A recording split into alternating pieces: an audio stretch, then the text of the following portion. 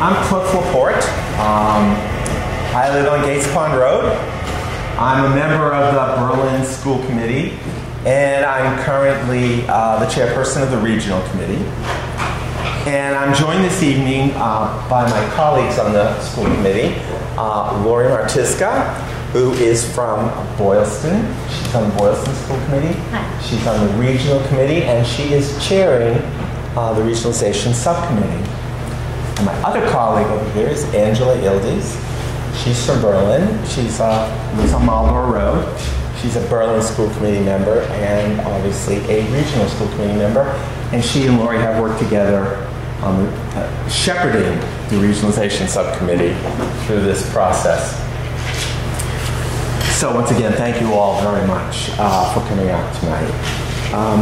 Some housekeeping. I don't know if everyone's been here before, but it's probably a good idea to do some of the housekeeping issues.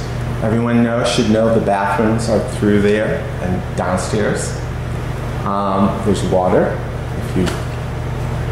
If anyone talks too long and you're parched, you can go over and grab some water. I guess there's a Keurig over there too. If you're really dying for coffee, you could do that. And to your benefit, your good luck, your good fortune, there are some snacks left over from the tea that was out today. So if you're peckish, you didn't have dinner, there's some stuff there for you as well.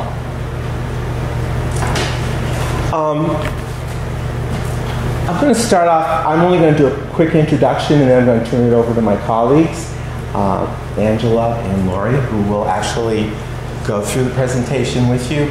My chief responsibility would be pushing the button on the computer to move the screen forward. So if it fails, it's operator failure. Not because they didn't do a great job on the slideshow. We have learned over the course of the 3 years we've been talking about this, and maybe longer than that. I've only been on the committee 3.5 years. And from the moment I joined the committee, this was a topic.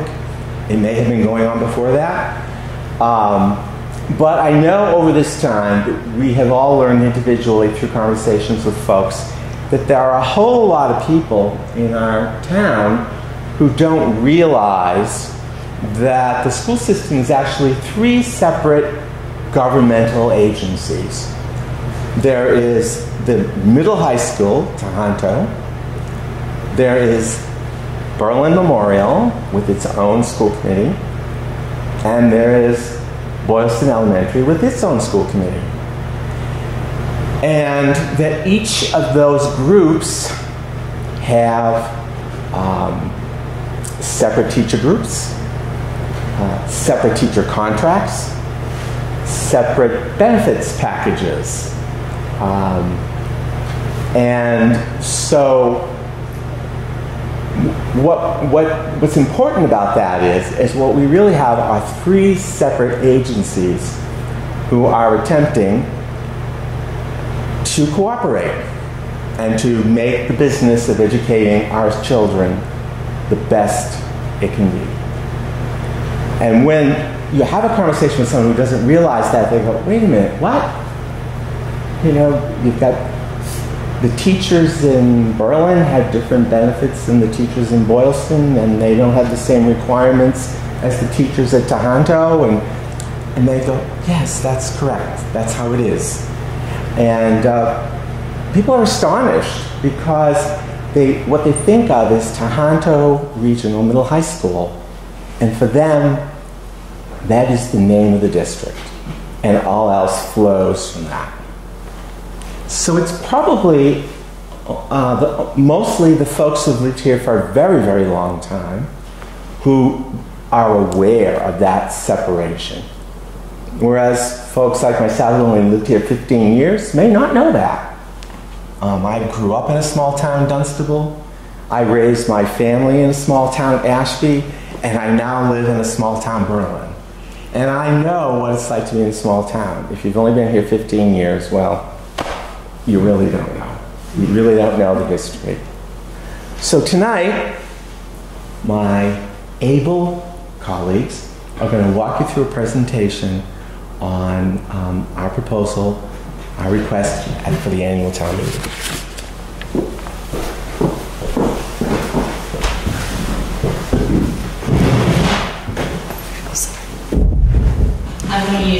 microphone for the sake of the camera.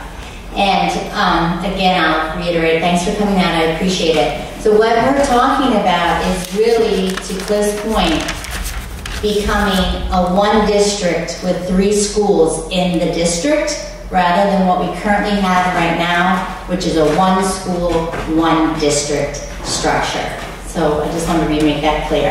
All right, so the regionalization subcommittee has been meeting for the last year, and our purpose was to explore the implications of regionalization and determine whether it would benefit our students and our communities. We had 4 goals, and they were to improve the education, support, and achievement for all students, create a unified district with one mission and one vision, preserve local control, because that's really important to both communities. And in fact, in 1981, the last time this went up for a town vote, I believe both communities voted it down, and it was a cost savings at that time as well. But the issue was local control. So we think we've addressed that with the regionalization agreement, which there are copies on your table. And the last one is to achieve efficiencies and avoid added costs.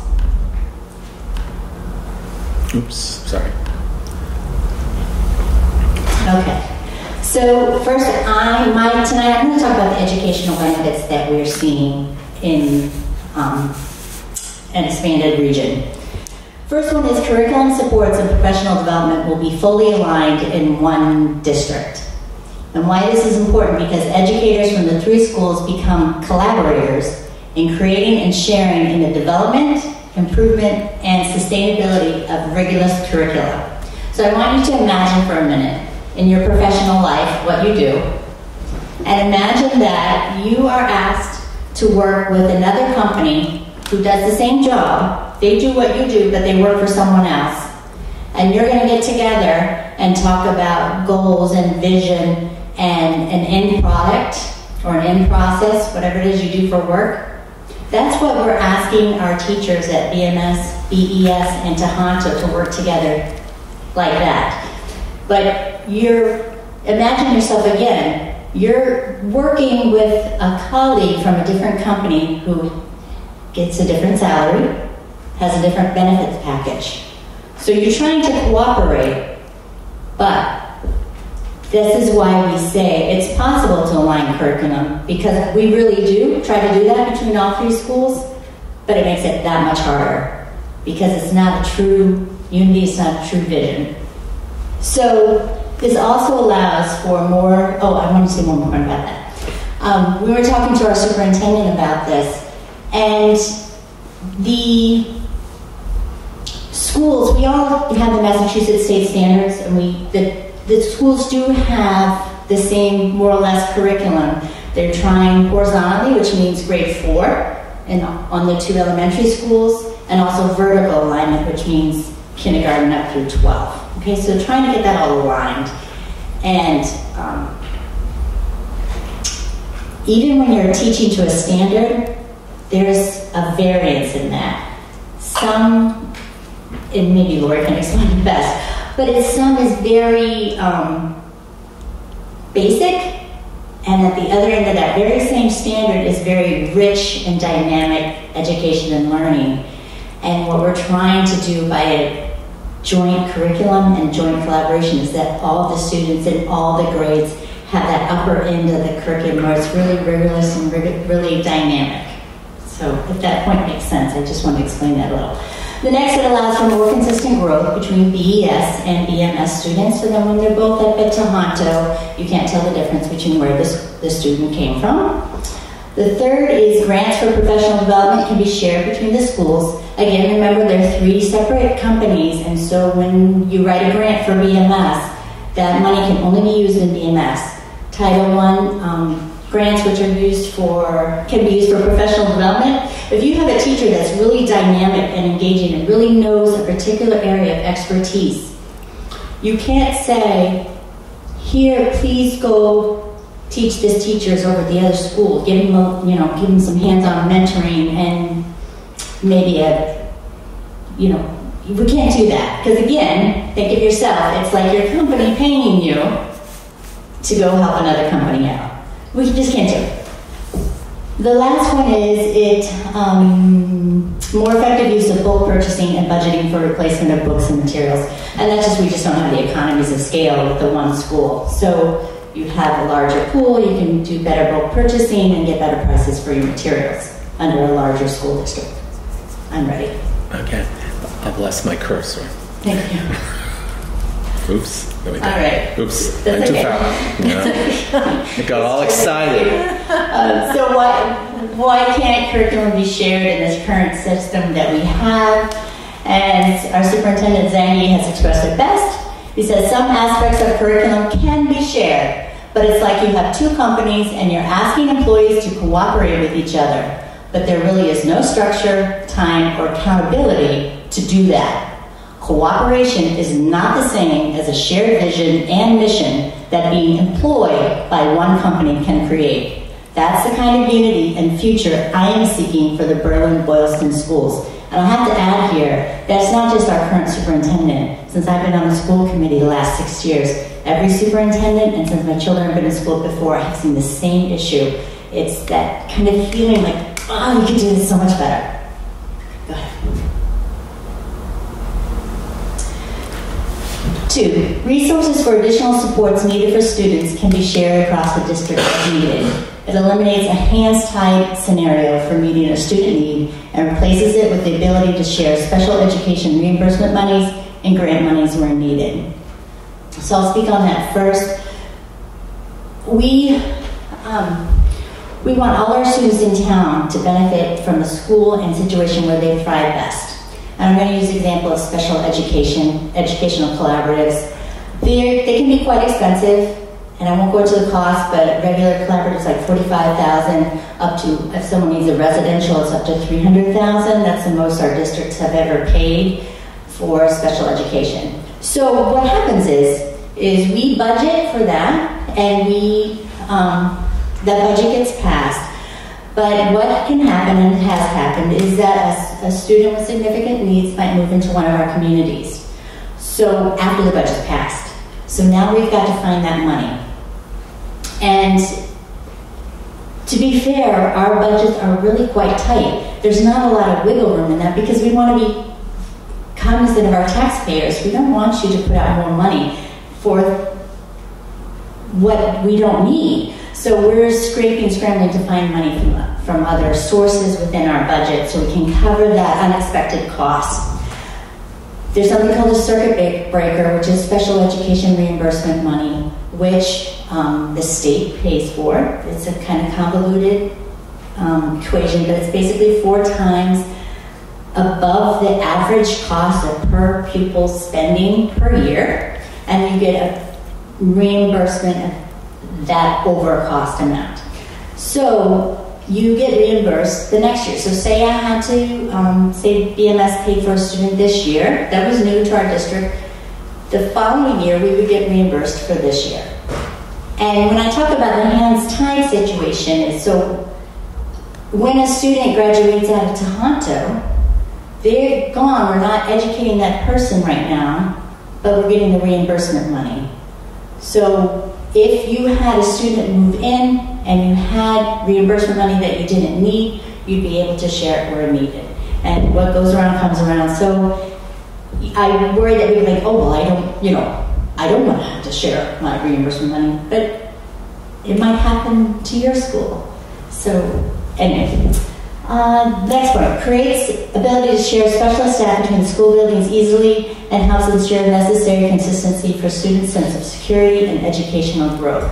So right now, BES and BMS do share some staff. They tend an occupational therapist. In the past, we've shared music teachers.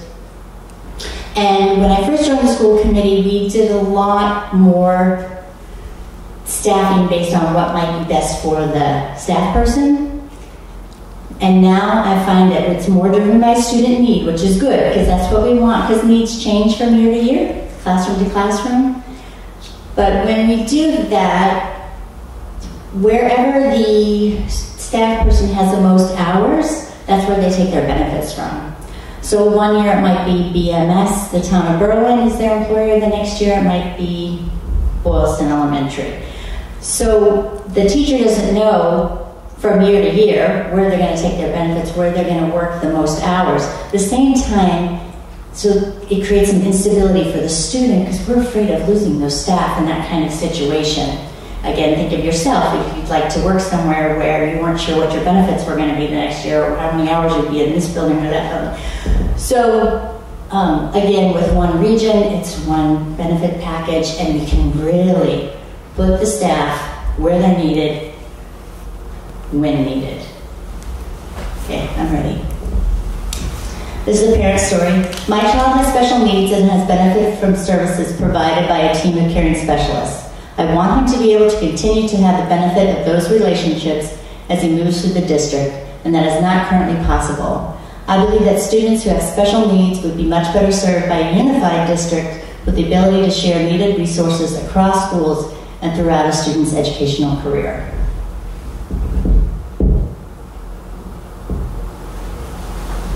Three, the district will be more enticing to attract talented teachers and instructional leaders. A district with only one school has a greater risk of reduction in force, which is what we mean by a layoff, for a newly hired teacher, they're usually the ones that have to go, and less opportunity for staff growth and development. Exceptional teachers and administrators looking for a position, our geographic area has several high-performing districts nearby from which to choose, and we want to be their top choice. Again, so that's fine. Go on to this. So we wanted to put in this slide here to show how our students are doing compared to other schools. And if you look at Tohoto, their high school ranking is 15. This is a school where we already have collaboration between the two towns. It's a high-performing school. It's the reason NerdWallet in 2007, I think, said that Berlin and Boylston, I'll have to look it up for the next forum. I'll have it ready. You got it, remember? Is a high number better or worse? The low number is better. Lower number is better. Good question. So, because it's a strong school and the property values are relatively low comparatively. So that's why NerdWallet got involved. It was a good bang for your buck. Best schools, bang for your buck. It's in the top 10. All right, when you look at elementary school, again, lower is better. BES is ranked 131, and BMS is ranked 275. Okay, ready? 4. Educational leaders, superintendent, and central office staff cite time spent on duplication as hurting students by reducing the time that they are able to spend in classrooms and working directly with teachers and building administrators to exchange ideas, provide support, and best practices. If you ever done research on what helps students become high performers, it's an excellent teacher is the number one variable. Also, Lori provided this quote of what good teaching and learning means, and this is what we want our educational leaders to be able to do, the superintendent, curriculum director, the pupil personnel director. Right now, your tax dollars are being spent for educators to do things at central office, to do things in triplicate. We would rather see our educational leaders have the time to do this, to mentor and monitor their principals and their staff at the schools. So, John O'Connor is the author of Turning Average Instruction into Great Instruction, American Association of School Administrators. What are best practices in improving student achievement? 1, build a common vision and understanding of what great instruction is. 2, change, enhance, support teacher practices to support this vision. And 3, quit doing stuff that doesn't help. Toss out those things that leaders do that have little or no impact on student learning. And now I think I'm going to hand the mic over to Lori.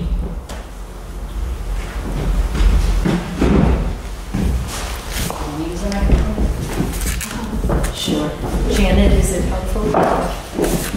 Yeah. Is it? Okay.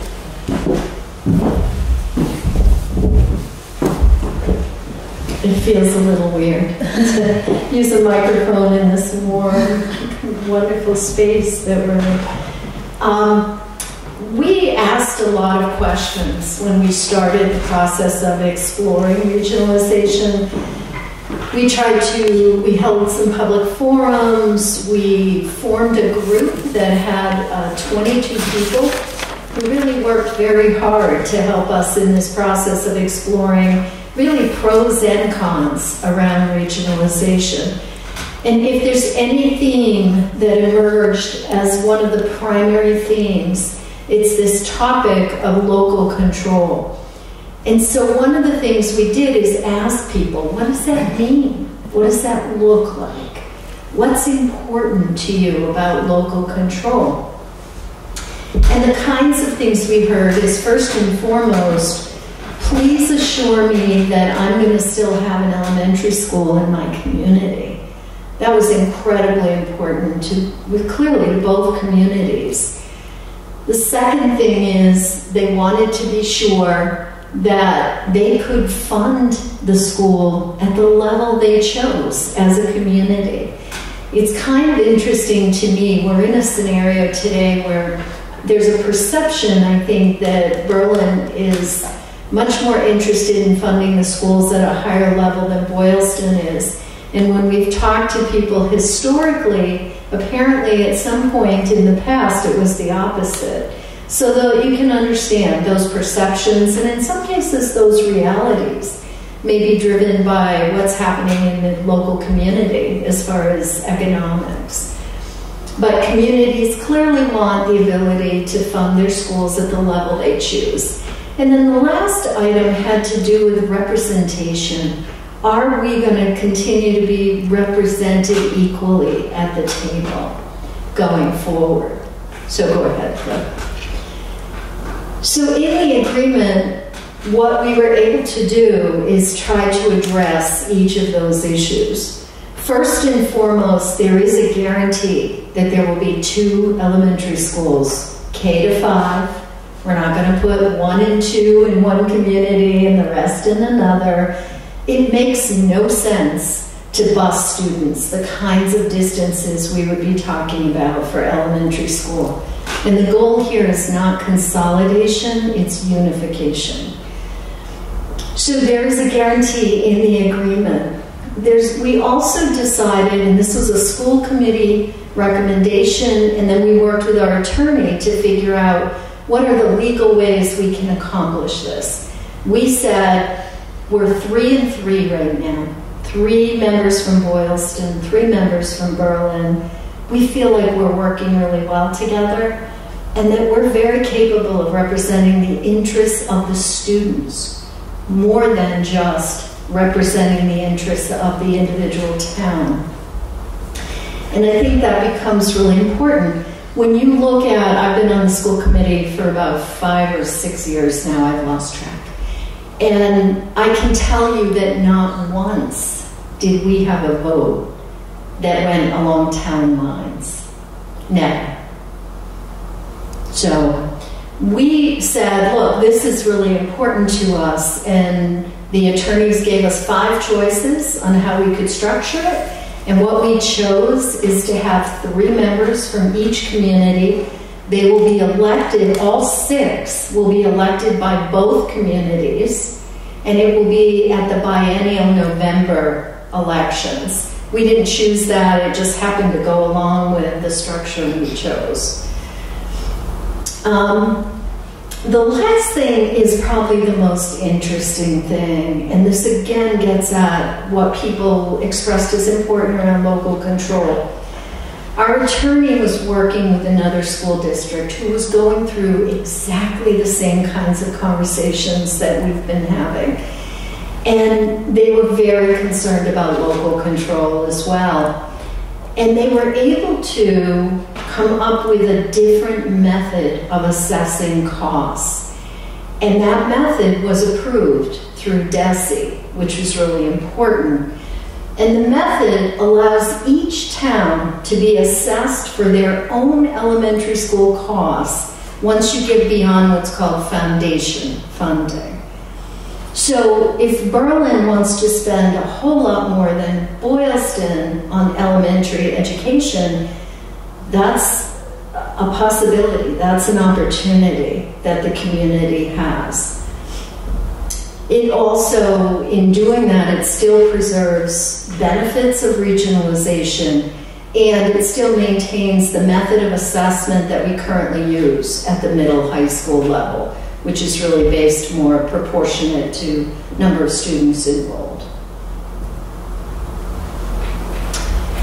A lot of discussion over the years has focused a lot of attention on efficiencies, and it's kind of interesting because early in the process we went to select boards from both communities, and among other topics we'd start talking about efficiencies, but we'd certainly also talk about student achievement, and even the selectmen said, you know what, we don't really care that much about the efficiency stuff, but tell us more about how this is really going to benefit our students.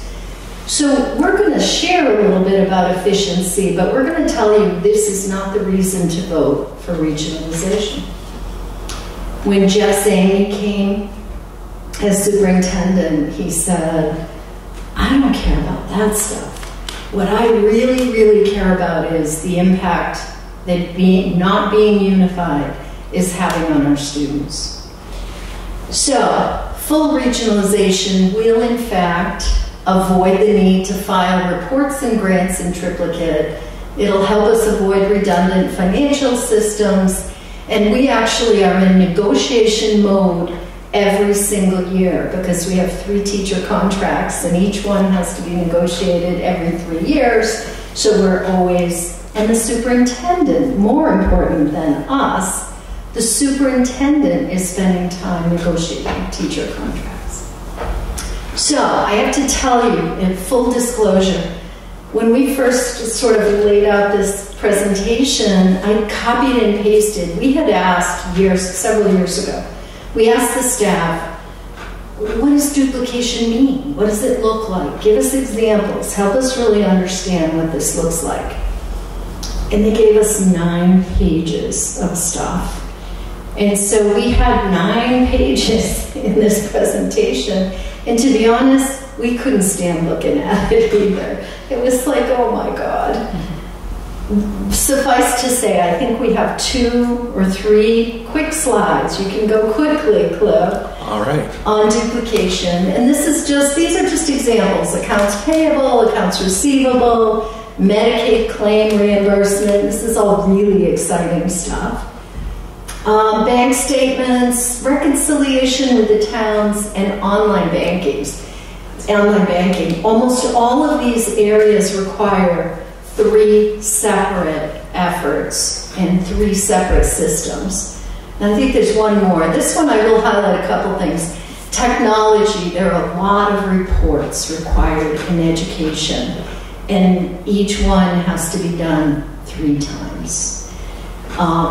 Federal reporting for the 3 schools, and actually our IT person said database maintenance is an issue because sometimes you're not allowed to merge the databases, you have to keep them separated, or you're using a different system for a different school.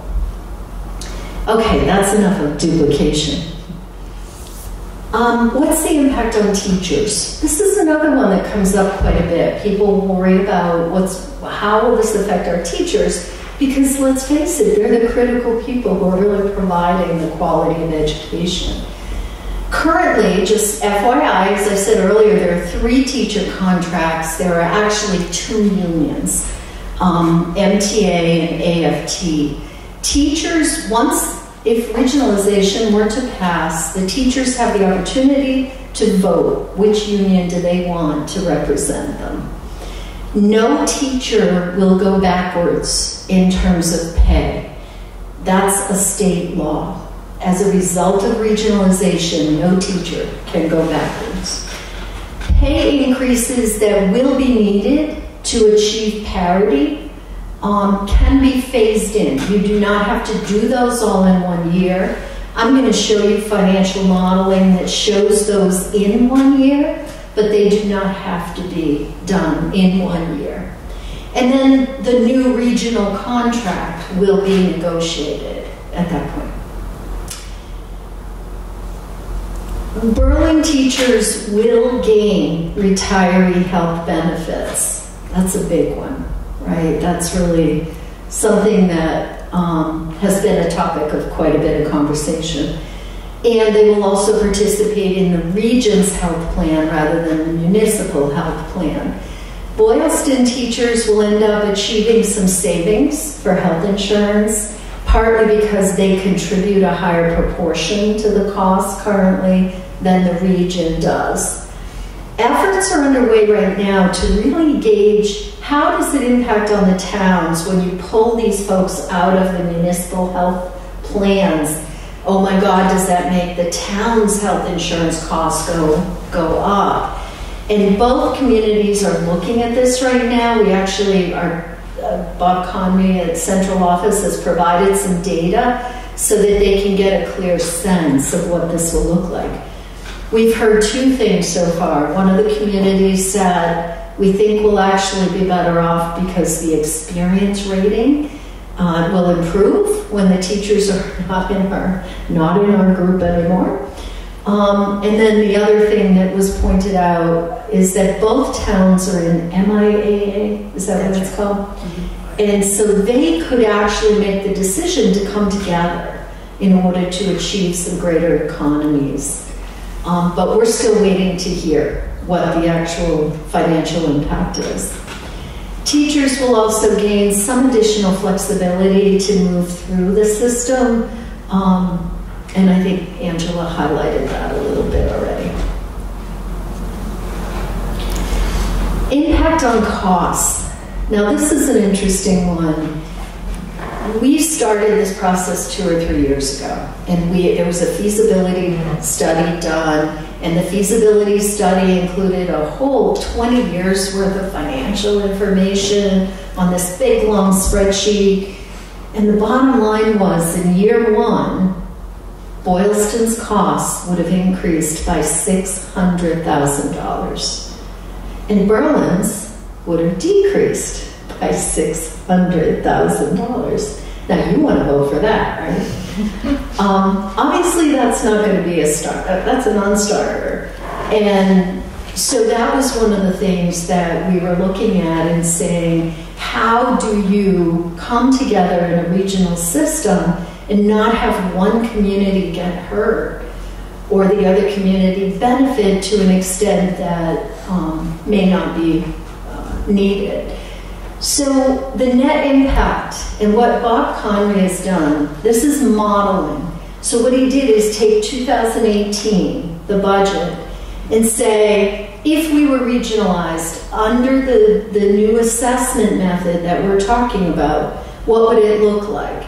Boylston's costs go up by $33,000. That's a lot better than $600,000, isn't it? Berlin goes down by $13,900.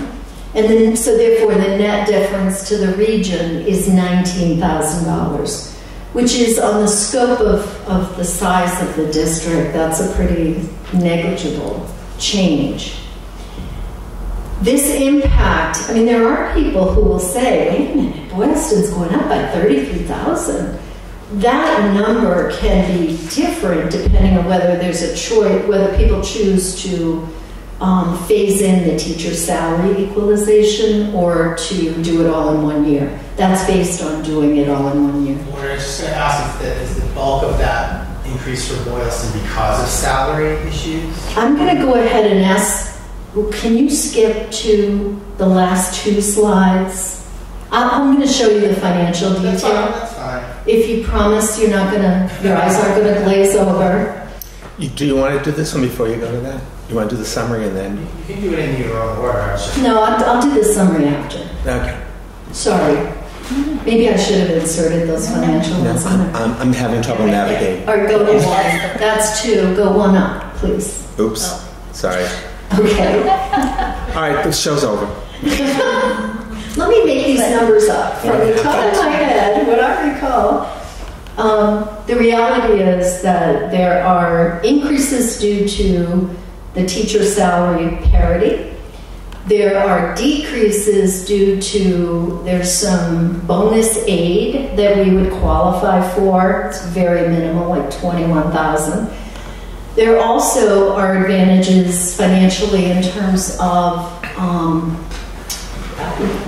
go through them in a minute when we get to the second slide. There are some additional areas where we would gain, particularly regional transportation, which is bigger. There must be a glitch in the program. I think for our next presentation, we're going to request a clicker so we could clip the slides. It doesn't want to do that last slide for some reason, which I don't understand. There it is. Okay. So this breaks out the financial impact for you. So teacher staff wages, $40,000. Health benefits.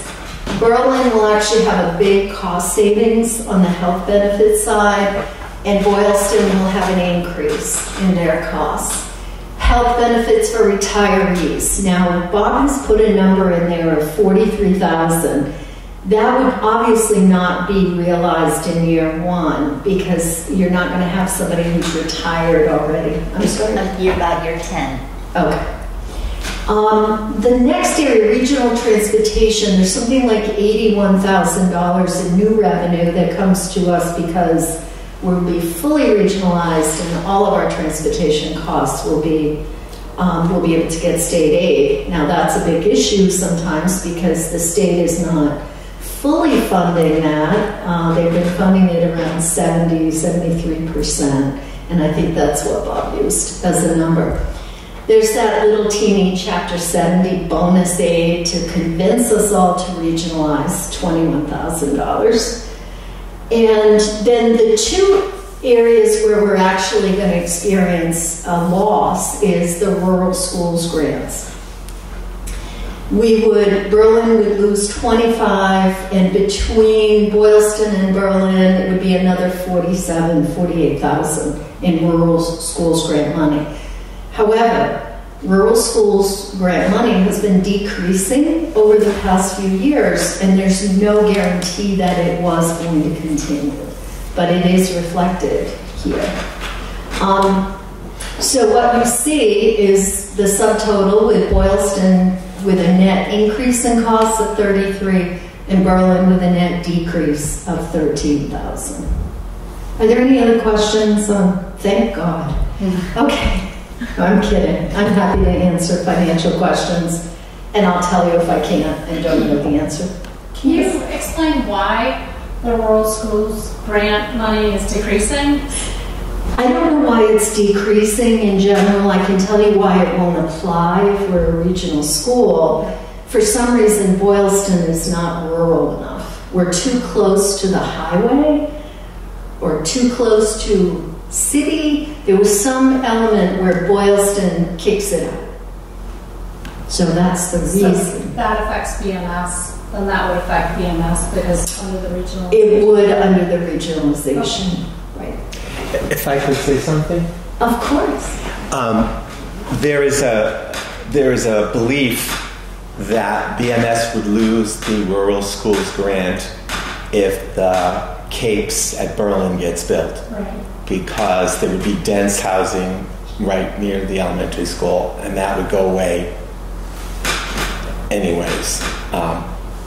Just neither here nor there, but it is a reality. Right. It's kind of a tenuous eligibility. Yeah. No, I knew about that. I knew because of that they'd probably lose that money, but I was just curious why they would lose it. Right. Yeah. Regionalization. Because all three schools need to be considered rural for you to keep that rural school grant. Great. Thank you. Okay. So now can I summarize? Do you want to do slide one or you want to go back to summary? You tell me. No, just go to summary. Okay, let's see if I can navigate. Whoa. You did it. Oh my Yay. goodness. So in summary, what we found is that full regionalization is supported by many parents, teachers. The principals are unified completely in being in favor of this. The superintendent and the school committees We think that barriers that were insurmountable in the past, that we have been able to overcome them in terms of some of the structure and in terms of really trying to address the issues head on. And we do believe that now is the time to unite our schools in a common mission and vision to provide the best possible education for our students. We have a new superintendent, and truthfully, we're wildly excited about him. He is laying out a vision for the future that is very exciting. He's very strong. He's very, I think, personable and is a good communicator, and he's very interested in hearing what people think and what people want. And he's been going out and doing a lot of listening, which I give him a lot of credit for. But I embrace his vision, which is that we are a unified district so that he can implement a lot of the educational gains that he'd like to see in schools.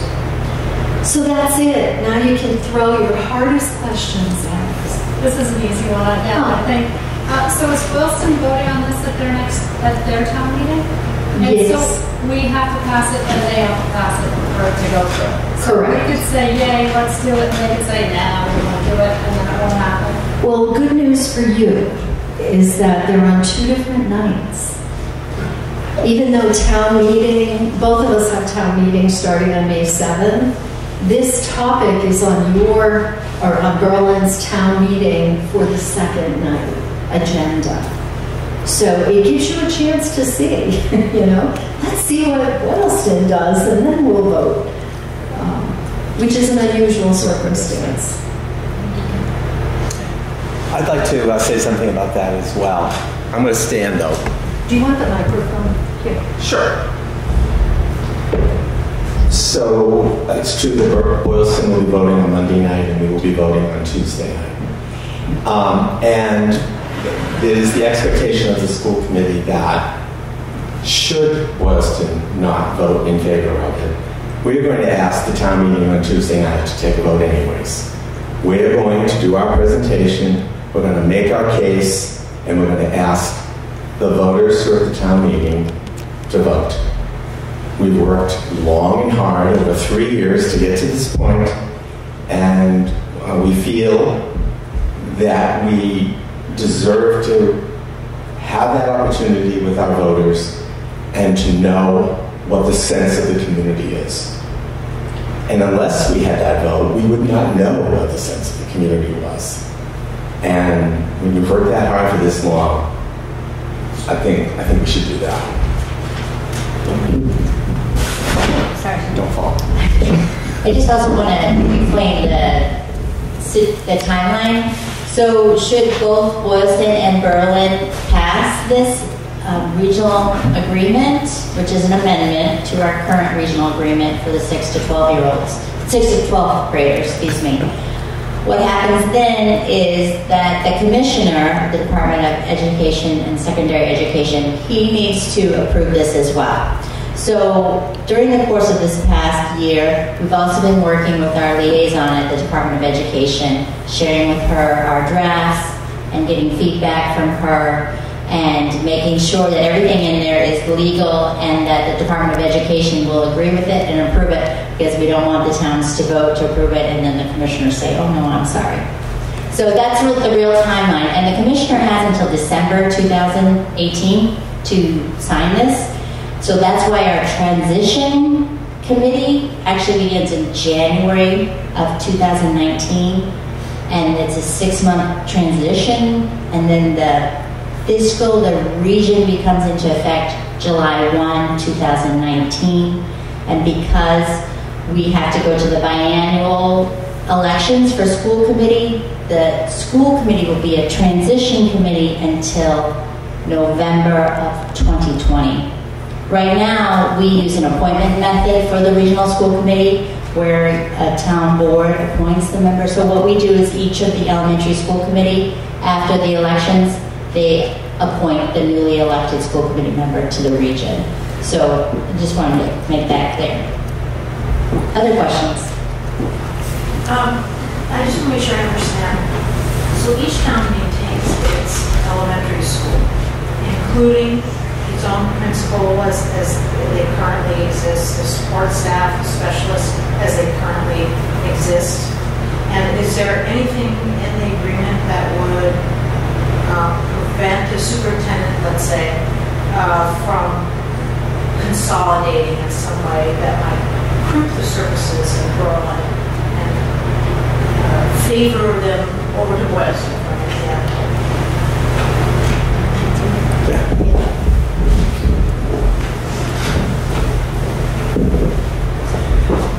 So, the school committee's responsibilities are hiring a superintendent, developing an annual budget, and developing policy.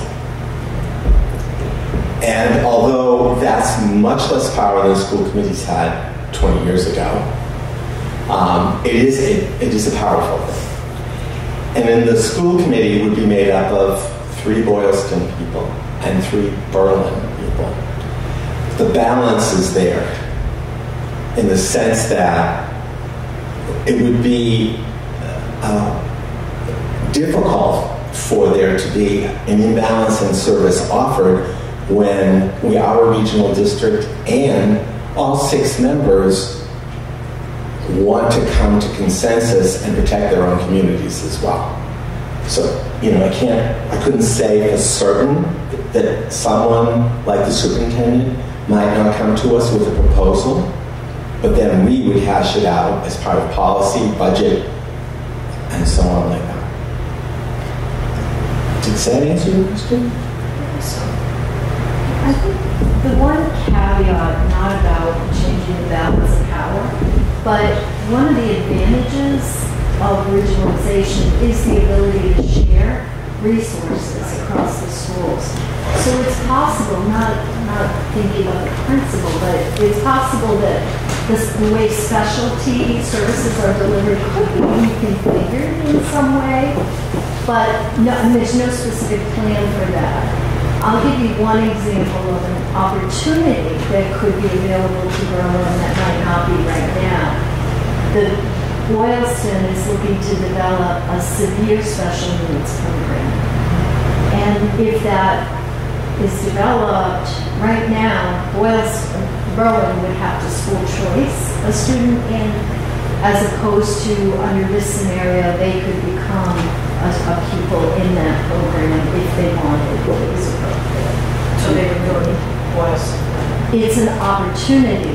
The purpose of that program is not to take students out of regular classrooms, but really students who would otherwise be going to another out of district. So it's trying to keep more.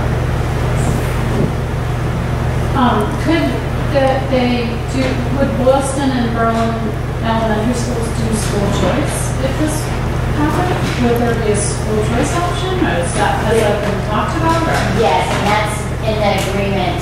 It wouldn't be school choice per se, because that's basically a state law where if the school offers school choice, you can apply, and that town pays $5,500, I think, per student. So this would be, the regional agreement is the students in their town go to the school in their town, but if a child from Boylston would like to come to the Berlin school, they do have that opportunity. I believe it's per school committee approval. Just want to make sure you have the numbers and things like that. As we do with current school choice, make sure the classrooms aren't too big and there's a good balance. So it's kind of depending on that. So it doesn't prohibit a family who wants to go to Boylston or Berlin and vice versa from doing that. Just means they need to get approval from the school committee to make sure there's space. But it's part of the regional school district. So if Berlin family wanted to go to Boylston, they wouldn't have to pay the school choice or tuition based on that.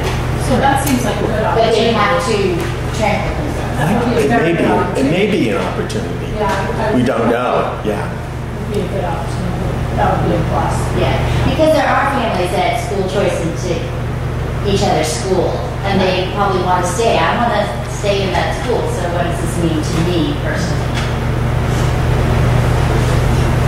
I just would like to make an observation. I think, one thing is that our town is right now looking at on the town management study committee, and we're looking at, what's the best thing for efficiencies, in town to make town director in Berlin run better. I definitely think this is parallel in a lot of ways. So I think it's in the same spirit of trying to make things work. Well, I think, there's a lot of people because, obviously I have students who are like, but, I think, it's important that residents think about it from, this is what adds value to our homes. This is what helps our communities be vibrant, is to have a good school system.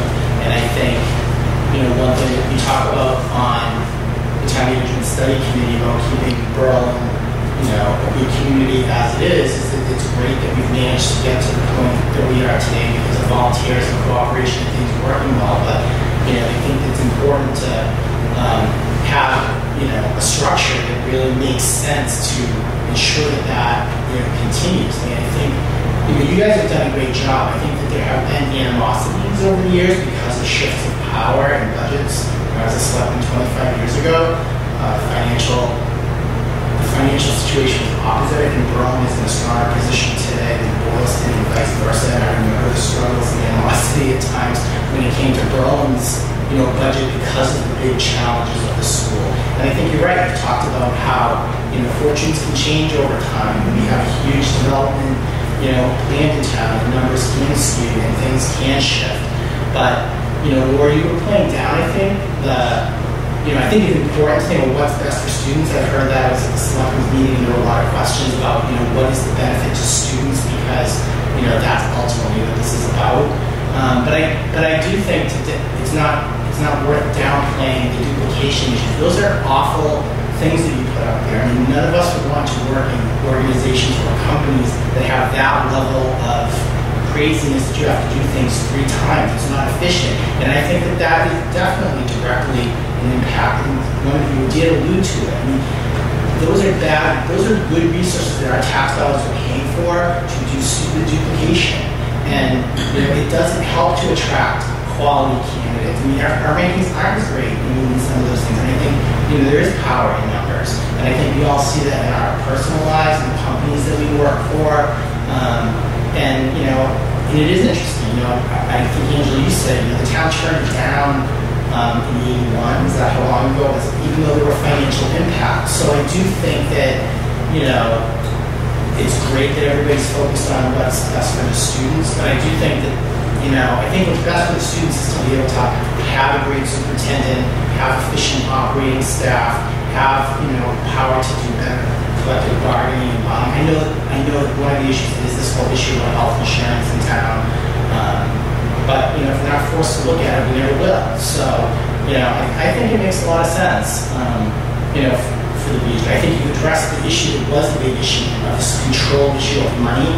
And, I think it would be sad for the town to not necessarily, I think you address all of the issues. I do think it is important for the town to vote. And when they vote, not to vote based on whatever Boylston does or doesn't do, is what we think is the right thing to do. Because I would hate to see it perhaps not go there and us think, oh, we just can vote no because they voted too. We should go for what we think is the right thing. I think the duplication is really important. I mean, it is hard. Just like the town administrator issue that we've talked about, we don't want to be a training ground for people. I mean, and I think that, I think that it's important to be able to attract talent, not just have talent for a short period of time, have them move on. And I'm talking a lot, but I just think that those issues are really important. And I don't think that duplication and all that inefficiency and being able to attract people and have, nobody would want to work in an environment where you don't know what your benefits are from year to year. And those are the extras that enrich curriculum. So I think that's important. Just to pick up on that, we didn't really focus very much in this presentation on this issue. Maybe we should add it back in, is that we had a lot of turnover for a period of time. People who've been associated with the schools for a while know that we've been through a number of superintendents and probably even more business directors. And when you see some of those things on those slides, that duplication, you kind of can see why. So I do think that's an important point to not lose sight of. The second thing is, I just want to mention the reason that we pulled that slide or put the slide in about, how what the schools around us look like on that sort of high performing thing. First of all, that's only based on standardized testing. We all know that's a limited measure, right? But it's the only measure we have that we can quantitatively compare ourselves with other school districts. So accepting that it's a flawed measure, what we did is just pull sample schools who are nearby who would be competition for teachers and administrators and say, how do we fare when we look at what our competition might be for hiring people? I've had somebody else looked at the slides recently and they said, well, some of these schools aren't even regionalized. And I'm saying that's not really the point. The point is just, we have a lot of high-performing schools in our region. We're really fortunate as parents and others that there are choices, but also we're at a point, and I'm not sure how it is in Berlin, but in Boylston, a lot of our teachers are getting older, and we're going to start to see a shift in the demographic there. And what will it take to get the best and brightest to replace those retiring teachers? It's a really important issue to us. It's one that Matt Lozeritis, who's also on the school committee, he articulated that one night, and it kind of gave us goosebumps, just thinking, you know what, that is our legacy. What do we do to make the schools strong enough that they're the schools of choice for people who want to send their kids or people who want to come work there?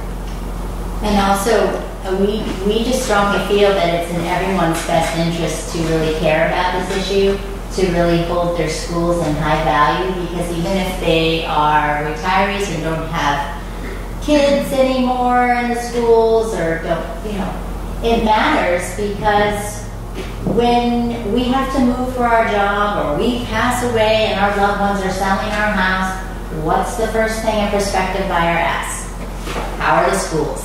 So it's in our best interest to really make our schools as best as possible. And we wouldn't be standing up here before you today if we didn't think this was the best thing for our students and the best thing for our communities.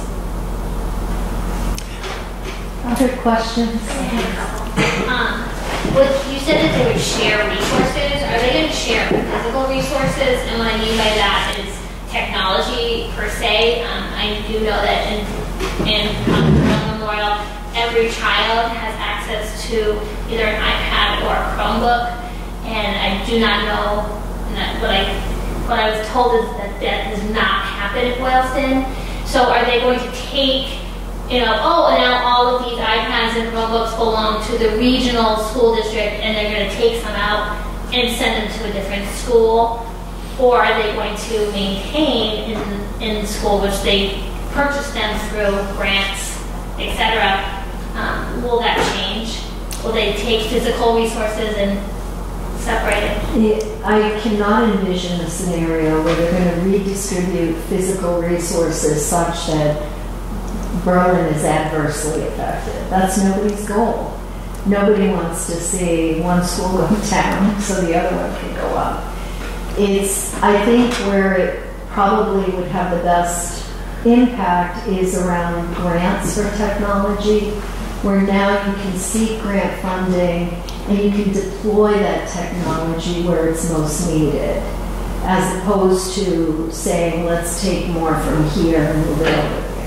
Well, aside from that, if you got, let's say, a grant from the whole school district, but Berlin has iPads and Chromebooks, would you then not give them any of the grant money and put all of the grant money into, let's say, BES to get them up to date? However, now Berlin has all old equipment. Boylston has new equipment. I just want to see, is your cost sharing going to be per student all the time, or is it going to be, we need more over here, so this grant's all going to go there?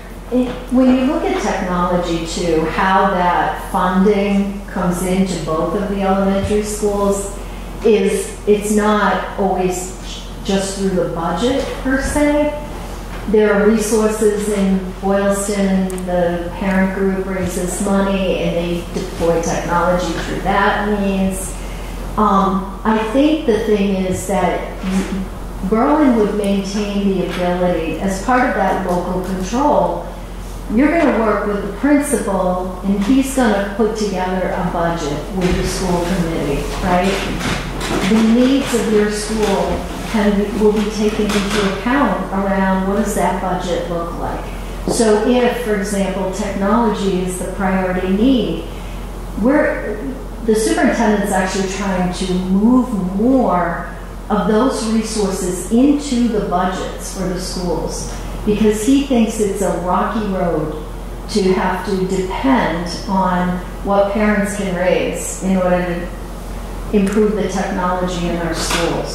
So he's more of a fan of saying, this is budgetary, this needs to go into the budgets. This year there's some money that's going in Boylston that the select board asked us to put it in as capital. So the bottom line point of this is Berlin needs a certain level of technology. It's going to cost a certain amount. Berlin has the opportunity to make the choice to spend the money for them. If I could just highlight some of the things you said, to be sure. So the local control issue is about just that, making sure that Berlin Memorial has what it needs. And Lori said very smartly, there will be a Berlin Memorial budget that will be developed by the principal, the teachers, in cooperation with whoever they need to know. That budget will be what that school needs. In terms of technology, yes, technology is aging and we have a very short shelf life on these things. And so this is a little off topic, but good to know. We're putting together, I'm not putting together, the central office is putting together a strategic plan for technology. We want to stop going from the lurch from here to lurch to there, get some here, get some there, plugging holes. A comprehensive technology purchase, replacement, and maintenance plan is going to be put together so that every year we will put in the budget, whether it's Berlin Memorial or Tohoto or Boylston, this is what's needed for technology. So there's a lot of things that are going on that are not related to regionalization specifically, but that are being done to make the budgeting process rational, planned, thought out. And those are simultaneous. It's not like, oh, this year we're going to do Tohoto, next year we're going to do Boylston, next year Berlin. It's a plan that's a continuous improvement plan and a replacement plan. We could do a whole night on like all the reforms that we're going to be putting into place to move the budget more smoothly and to be smart and to develop curriculum, but that's another topic, you know, that we can't cover tonight. And then again, it goes into your bulk purchasing. Yeah. Your bulk purchasing for 3 schools. You could have a better chance of getting a better deal than trying to purchase for 1. I'm thinking about, your question makes me think about the tensions between local control and the concerns for parity that a superintendent is going to have when they oversee 2 towns, 2 elementary schools. One has technology as an example, and one doesn't. The superintendent's going to be concerned about that and will work with administrators to develop those budgets. But parity is going to be in their mind when they go to do that work to some degree. Not like we have to have everybody the same, but it's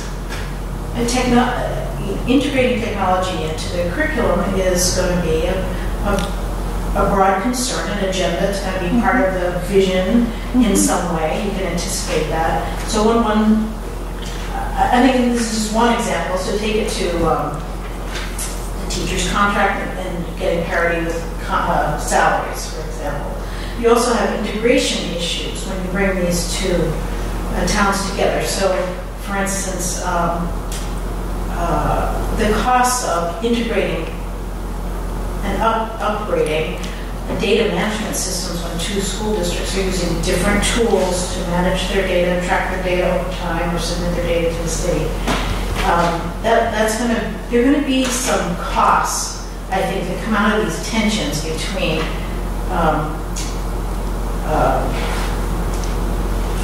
local control and bringing these two into a regional system. And I'm just wondering if you've thought about or delineated in any way what kinds of costs might be coming that we might anticipate might be coming on the horizon as a result of bringing these two systems together. I see that you've worked really hard and thought a lot about the local control piece, and I appreciate that. But I do think there's going to be some tension from the leadership perspective when they work across these two districts, two schools. I think the desire for parity is more, I mean, there's the need to be fair around teacher salaries. So, for example, the elementary schools will have to be on some kind of the same scale. All the teachers have to be, actually, but the parity issue, when I think about what is it that you're trying to equalize, it isn't, in my mind, and I'm just giving you my opinion on this, it's more about the experience that students have and the education that they get. It's about achieving that sort of sense of common mission, vision, ability to influence what the outcomes are going to be, so that, like Angela said it, when students leave the two elementary schools and go into the middle high school, you can't tell which school they came from because they've had the same curriculum, maybe taught the same way. If you go to technology as an example, or the currency of curriculum materials, for example. Yeah, books even are an issue. Right. They're an And so issue probably in both communities. That impacts instruction.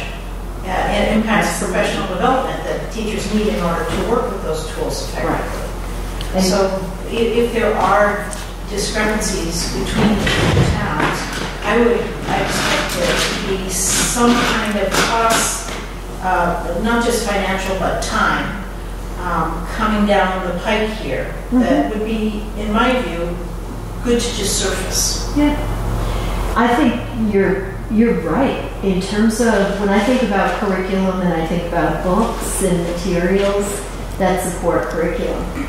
One of the first things I think Jeff has asked the staff about are curriculum materials. How old are they?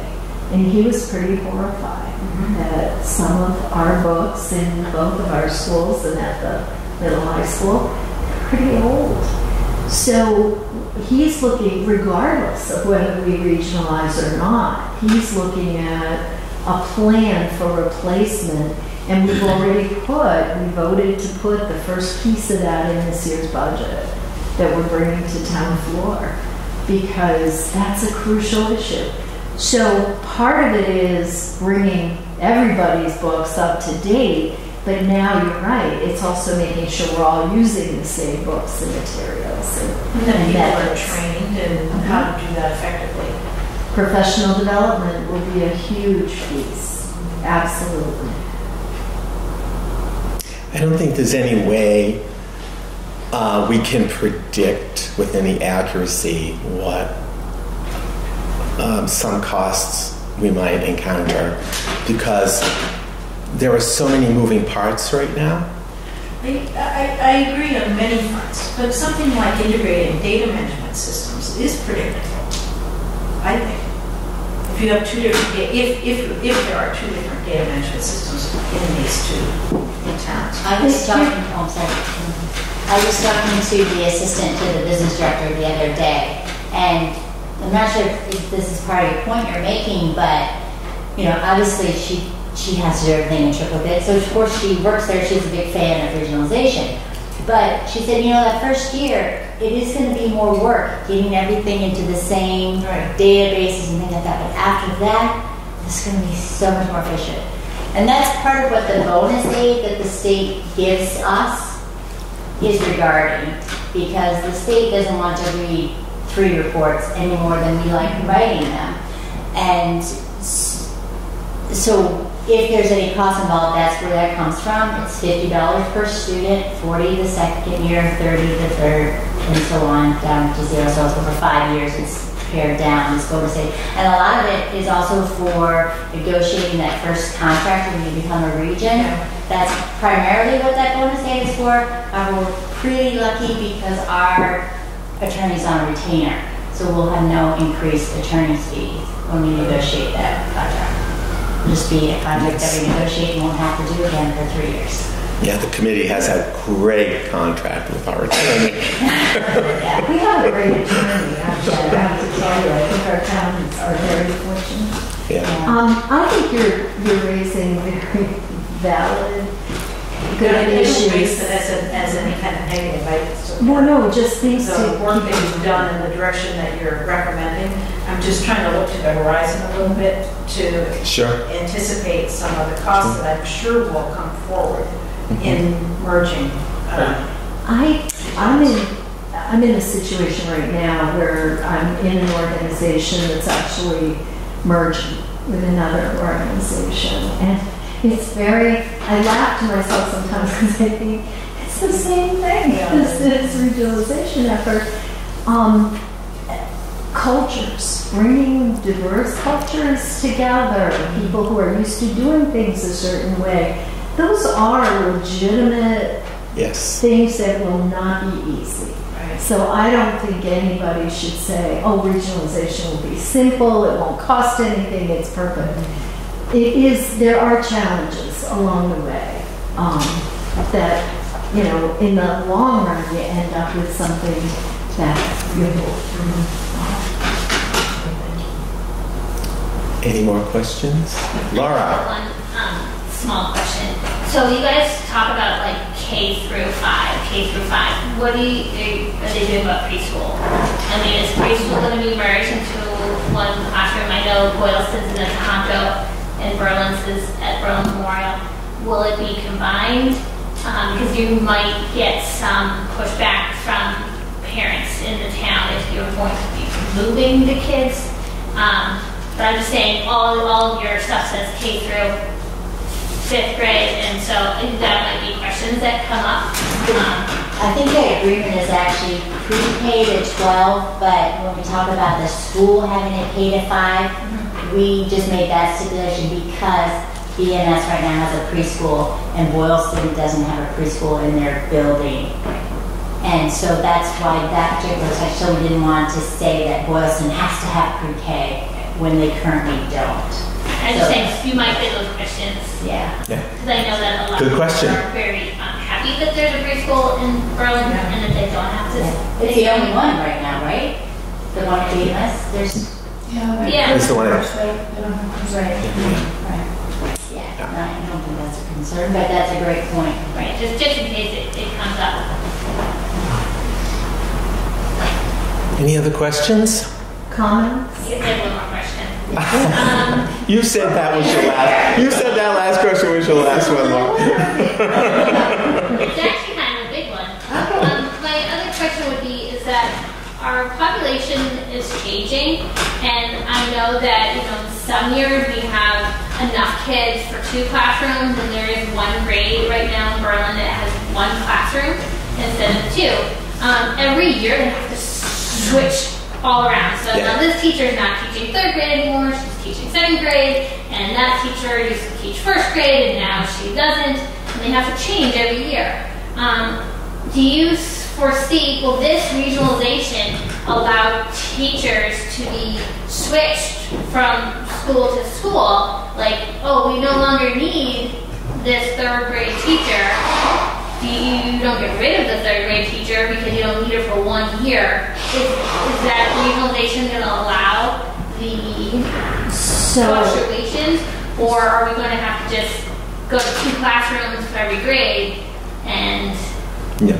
So I'm not doing we that. feel your pain, because Boylston's been going through this too.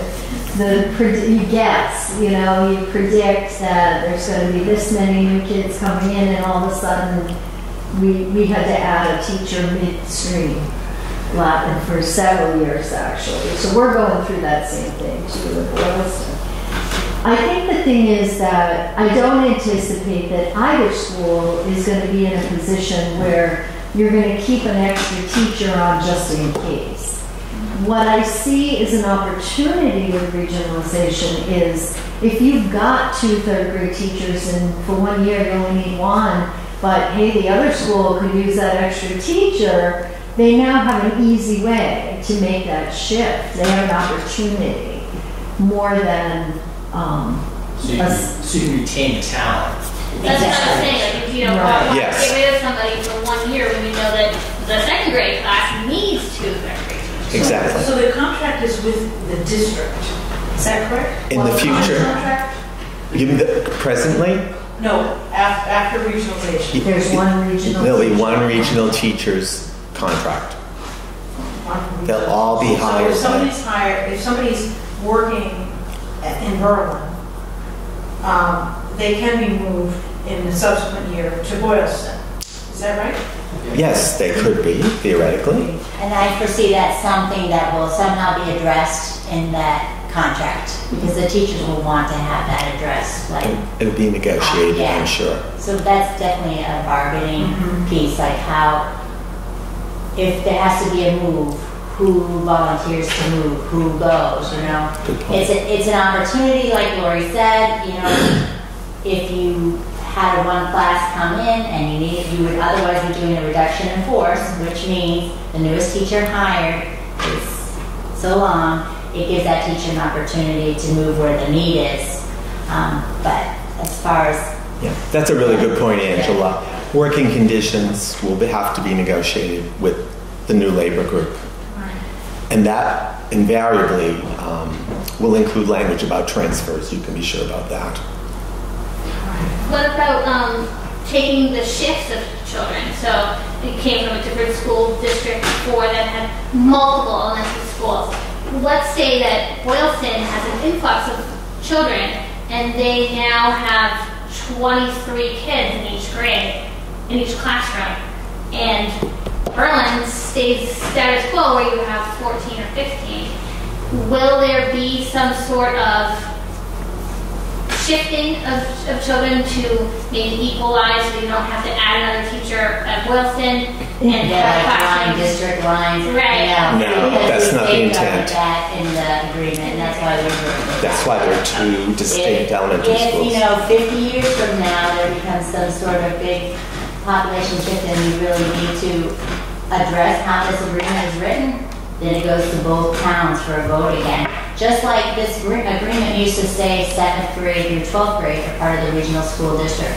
And when we wanted to move 6th grade up and we had an opportunity for the new school building, both towns at that time had to vote to amend the agreement to allow it to be 6th through 12th. And that's what we did.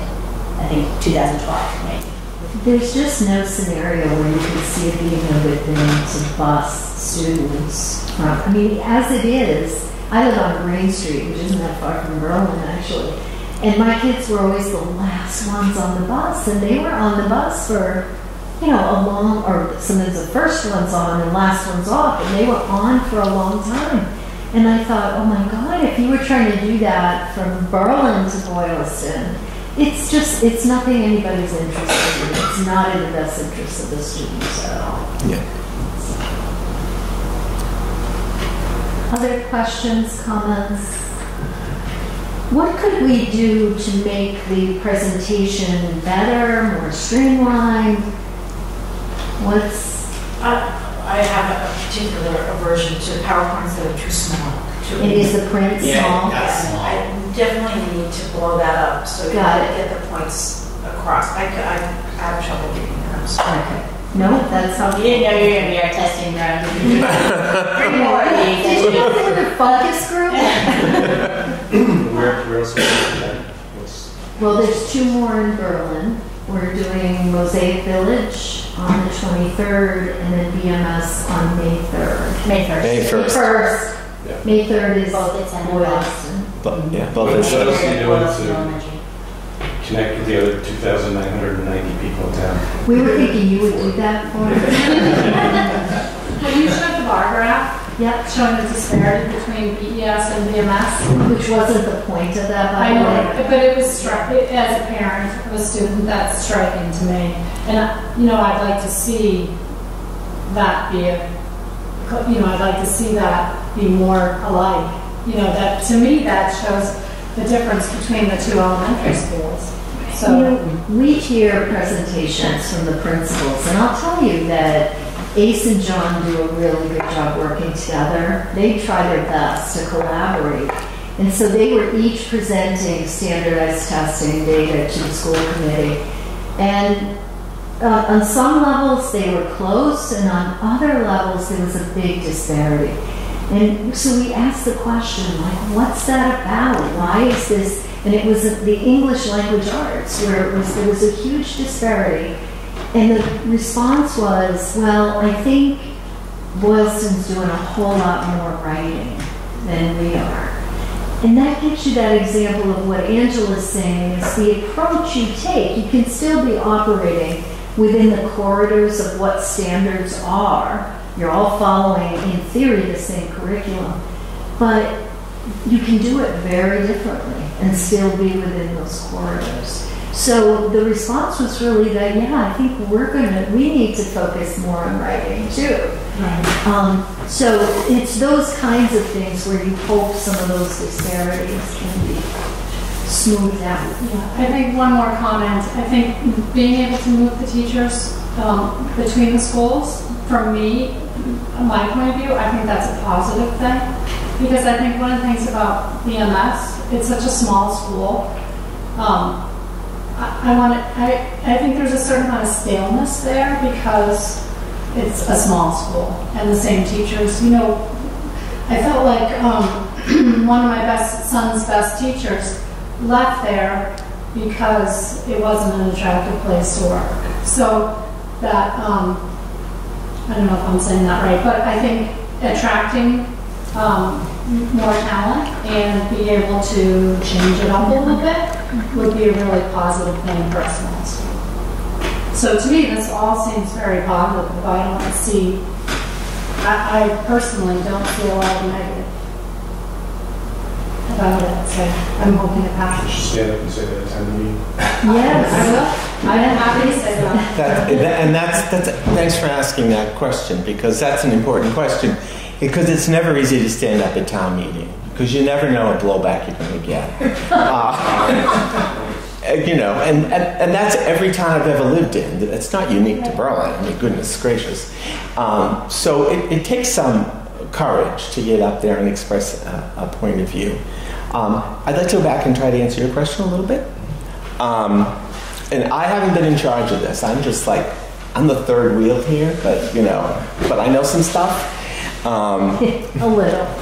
So the committee has put together a plan for sharing information. For example, through the Telegram and Gazette, there are letters to the editor, points of view, being shared on a weekly basis right up to town meeting.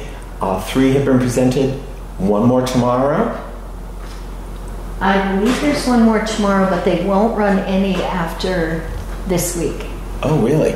They don't do it the week before. Okay. So I actually lied. notified the teacher. So I lied about that. So there's that. Angela wrote a wonderful article for the town newsletter about this. And, I don't know exactly who receives the town newsletter. I don't know how that's distributed, but that's out there.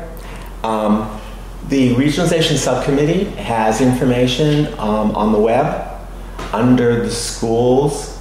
You can access it from any of the schools or the district website, and at one point you could access it from the town website.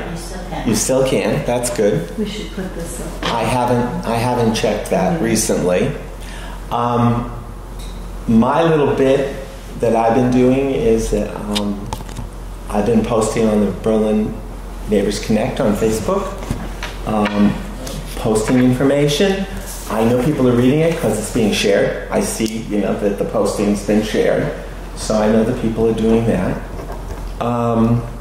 They have also met with people and groups to talk about this, not in this way, but they've been listening and talking with people.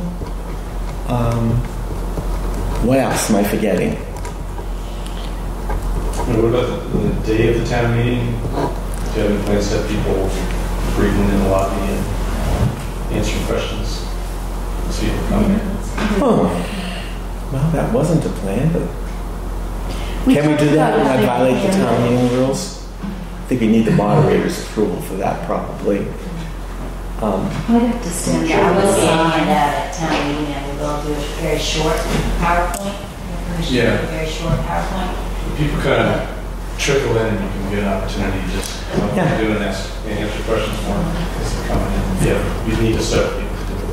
Yeah. I think, assuming that you're allowed to do it, I'm not sure. Yeah. Can you put a link to this video? Aha. We've edited it, so it's not, I can't hear all of our questions, so. Okay. All right. I will reach. You want me to do that? Check on that? Yeah, sure. All right, I'll take that on. I'll find out. People might watch it, they could make it too long. Good point. Good point. Yeah. I'm sure she did a great job. Because Janet, where these are posted, where these videos? Question for you. I know they're on school committee or on the town website, but a direct link might be good. Yeah, right. It would be in your town. Right. Because this deals with Berlin. Right. They're a little difficult to find. And I've spoken with people in town government about that. Yeah. Because The other thing that makes me wonder is if we shouldn't do a run-through that's a little more efficient for video. Do you know what I mean? So that it's not quite as lengthy for somebody to watch. That they could sit and just watch a video in 15 minutes and get everything. that's an interesting idea. We could post that on Facebook. Yeah. Yeah. That's a great idea. People's attention span for videos is more like 2 minutes. Yeah, 2 minutes. Well, if you do it humorously, here's the 2-minute version of our 15-minute presentation. I've seen some proposals go awry at town meeting. Often, sometimes the details, someone grabs a rope and just ties you up and kills what you're trying to do. What I see with this is you may have people asking you, since you're triplicating resources to do administrative work, where are they? How are you going to retrain them, or what are you going to do with them? Are you going to lay them off? Are you going to, you may have people that just don't want this, that take those ropes and just try to lose it on me. So my thing that I would say is you should try to have your own moderator for your group that tries to pull it back, make sure you keep it back on track. Great suggestion. Because I've seen some really good things go. Yeah, as have we all. And those are the little, some people are way sharper than I am about those details, and if you come up weak, they may try to sink you. So I was having a conversation with someone in town government yesterday, last night, or whenever it was, and the person buttonholed me and said, we've been doing fine all these years. Why wouldn't we need to do this? And I thought, I'll bet there's a lot of people who are thinking the same thing. And so I said, well, it's a very long answer, but I will give you the short answer. And the short answer is, we're trying to do a better job for kids. And the way we do that is by creating a single unitary vision and creating efficiencies in the way we govern ourselves and manage ourselves. And we'll keep our eye on the ball for what it is we want to do, instead of having to persuade 3 different groups about that. right. That was my thumbnail version, but that was about it. You watch state government take 3 police agencies and, put them together for that reason. I guess I'd just be ready for that, so I'm sure you'll get that. Yeah. Because there was a statement earlier that we weren't going to know who's going to get laid off as a result of this, right? That's correct. Well, So if you do what you said, you get all this redundancy eliminated, Right. now what? Yeah. You still have those people going to sit around and do nothing. Right? So you have to find an answer for that. Right. Yeah. They're going to do what you want I with think, their extra time. right, I think that's the piece, and that's come up over the course of time that we've been talking with people. I think the biggest thing is really about looking at how people are spending their time and is what they're doing contributing to student achievement. So an example is the technology person who's spending all that time with all those different databases. He could be doing things that are more connected to the curriculum and to driving technology through the district, but he's got to spend all this other time doing this other stuff. For the superintendent, it's a really clear picture. He wants to spend his time driving student achievement, and that means he's got to be in the classroom. He's going to be working with teachers. He's going to be working with building leaders or principals. And anything that distracts from that is, we should be looking to eliminate it. But to your point, like right now at central office, we have a person who does human resources and payroll. And so she prepares the payroll for the BMS teachers, the BES teachers. And then, so take BMS, for example, she gives that payroll to our town accountant, who has an assistant, and she processes it all. So that is going to be taken off the plate of the town accountant. She will have less work, and that will be brought up at town meeting for sure. She's got an assistant. Our treasurer has an assistant. What's going to happen to that? And then my response to that is, this is about the students. It's not about the adults. And also we're talking about the town administrator position and that they will probably need an assistant. To me, that just flows, well, if we free up some time for our current assistant in the town office, we can provide that to a town administrator. So it all balances out in my mind. That's definitely going to be brought up for sure. You can answer that. Yes, she can. Also, there's an opportunity, if you think of a question after this forum tonight, you can send it to Christy, right? That's what we've been saying. Because we have to have... At this point now, I'm just saying, please just call me. Call her, okay? Call me. You can call me. Find our address on the school website. You want my number, I'll give you my number. Thank you very much. Yeah, thanks for your hard work. Yeah, thank you. Thank you so much for coming. Thank you for coming out tonight. It means a great deal to us.